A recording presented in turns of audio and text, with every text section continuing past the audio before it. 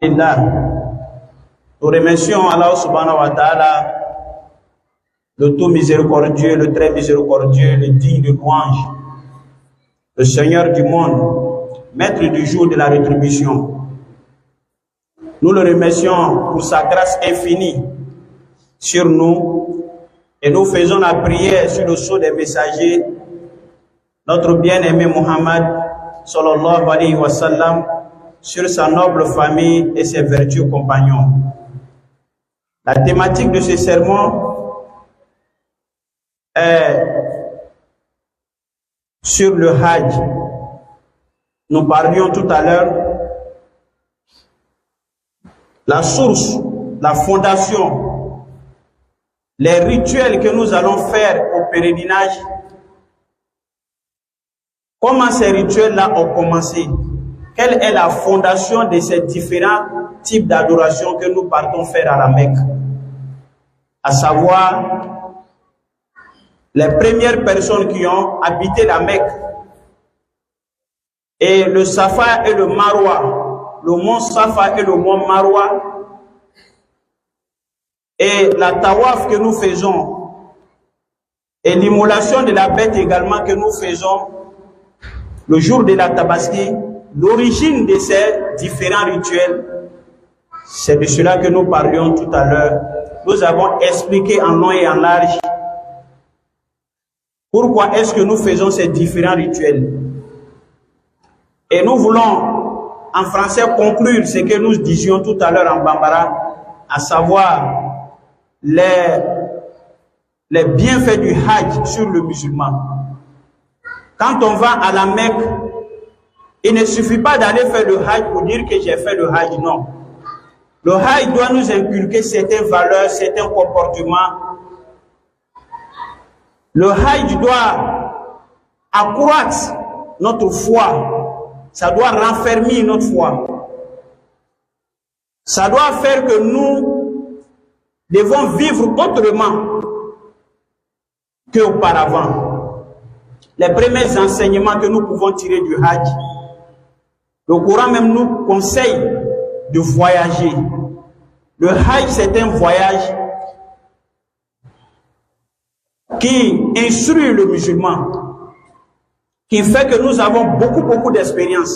Quand on va au Hajj, nous allons voir plusieurs types de nationalités, de races, que nous ne voyons pas là où nous sommes, nous habitons. Pourquoi? Pour dire aux musulmans que cette religion-là, si tu la quittes, rien n'est fait. Ça ne cause aucun tort à Allah subhanahu wa ta'ala. Tu vas voir les Chinois, tu vas voir les Indiens, tu vas voir les Américains, les Allemands, les Européens, les Américains, les Asiatiques. Tu vas voir toutes sortes de races. Il y a des personnes que tu vois au Hajj. Si ce n'est pas au Hajj, tu ne verras jamais ces gens de personnes. C'est pour que tu puisses être un homme humble. Faut jamais penser que cette religion-là, sans moi, la religion va finir. C'est impossible. Qui que tu sois, quel que soit le rang que tu occupes, quelle que soit la place que tu occupes, on va au Hajj pour savoir que sans nous, là, ça peut aller. Si les Ivoiriens se mettent ensemble pour dire l'islam merde, pour dire merde à l'islam, pour tourner le dos à l'islam, on ne saura même pas qu'il y a une nation entière qui a quitté l'islam. Non, on ne saura pas. Ça, c'est le premier but du Hajj, pour être humble. Le deuxième également, comportement que le Hajj nous inculque, c'est que quand nous allons au Hajj, ça nous enseigne quelque chose, c'est quoi? La générosité. Le Hajj fait de nous des personnes généreuses. Si vous allez à la Mecque, vous allez voir, tu peux aller à la Mecque jusqu'à ton retour, tu n'auras même pas besoin d'acheter de l'eau pour boire. Tu peux tout avoir, tout ce que tu veux, comme nourriture, comme boisson, et de bonne qualité d'ailleurs. Les Arabes, c'est des hommes généreux. Les Arabes sont très généreux. Et pourquoi cela? On n'a plus assez de temps pour pouvoir venir sur cette histoire-là. Tu vas voir comment on appelle ça, des personnes chargées remorques, des camions de vivres pour venir partager aux gens qu'ils ne connaissent pas. Tout cela pour avoir l'agrément d'Allah subhanahu wa ta'ala. Quand tu reviens du Hajj, ce comportement-là, il faut le mettre en pratique. Dieu t'a donné les moyens Tu donnes à manger à combien de pauvres? Tu soulages combien de personnes démunies? Tu aides combien de personnes en position de détresse? Toi-même, il faut te revoir. Qu'Allah subhanahu wa ta'ala nous facilite cela. Le Hajj également fait que nous sommes assidus à la prière, à l'adoration. Nous donne la force de plus adorer Dieu. Parce que tu as beau faire confiance à tes prières surrogatoires que tu fais, les jeûnes surrogatoires que tu fais, quand tu arrives au Hajj, tu vas voir des personnes qui sont plus vieux, plus affaiblis que toi. L'adoration auquel ils s'en donnent, c'est 2 fois, 3 fois plus que ce que tu fais. C'est pour te dire que si tu reviens, il faut augmenter encore. Il faut prier. Il y a des gars qui font plus que ce que toi tu fais. Faut pas te gonfler parce que par nuit tu fais 10 rakats. Non, c'est rien. Il y a des gens qui font toute la nuit entière arrêtés sur leurs pieds. Ne te vante pas parce qu'en un mois tu arrives à lire le Coran en entier 2 ou 3 fois. Il y a des gens qui lisent le Coran en entier 5 fois par mois. Et donc le Hajj, c'est tout cela, chers frères et sœurs en islam. On ne va pas au Hajj pour aller au Hajj. Mon voisin allait au Hajj, il faut que j'aille au Hajj. Non, non, non. La voisine est partie, il faut qu'il y aille. Non. Quand on va à ton retour, on doit observer. On doit constater ces changements-là en toi, spirituellement. Il doit avoir un changement, il doit avoir une évolution. Chers frères et sœurs en islam, pour conclure mon sermon, il y a des innovations, si je peux dire ainsi, qu'on a introduit dans le Hajj, qu'on a lié au Hajj, en réalité qui n'ont absolument rien à voir avec le Hajj. Ce qu'on appelle en Bambara les cérémonies post-Hajj. Les cérémonies qu'on organise après le Hajj pour souhaiter la bienvenue aux pèlerins, ça n'a rien à voir avec le Hajj. Ce n'est ni mentionné dans le Coran, ni dans les hadiths. Les Sahaba ne savent rien de tout cela. Pourquoi je mets l'accent sur ça? À cause de ça, il y a des gens qui refusent d'aller au Hajj.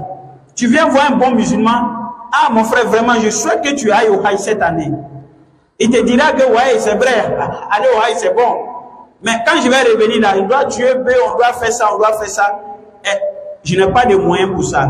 Si tu ne lui donnes pas les moyens, tu ne lui rassures pas, il ne va pas au Hajj.